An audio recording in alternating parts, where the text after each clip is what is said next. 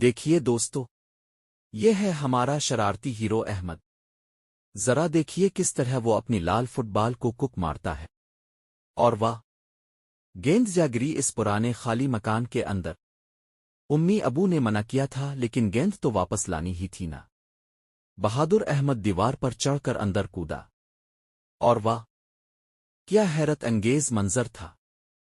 ایک جادوئی باغ جس میں ہری گھاس اور رنگ برنگے پھول تھے، اور وہاں ملا ایک عجیب سا لڑکا جادو، جس کی آنکھیں چمک رہی تھیں جیسے ستارے۔ جادو نے دکھایا اپنا پہلا جادو۔ اس نے ایک چھوٹی کلی لی اور وش ایک سیکنڈ میں کھل گیا ایک خوبصورت پھول۔ سچ کا سچ جادو! اب اسکول کا منظر!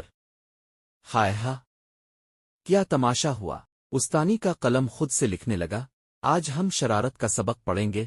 بچوں کے بیگ بولنے لگے، پڑھو پڑھو، اور سوتے ہوئے بچے کی ناک سے بلبلے نکلنے لگے جو چلاتے تھے، جاگو جاگو!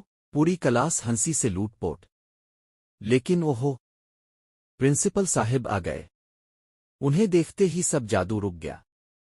سب خاموش۔ جادو ڈر کے مارے احمد کی جیب میں چھپ گیا۔ احمد نے ہمت دکھائی۔ وہ اٹھ کھڑا ہوا اور بولا، سر میں نے کیا ہے، معاف کر دیجئے۔ کتنی بہادر اقرار تھی! گھر واپس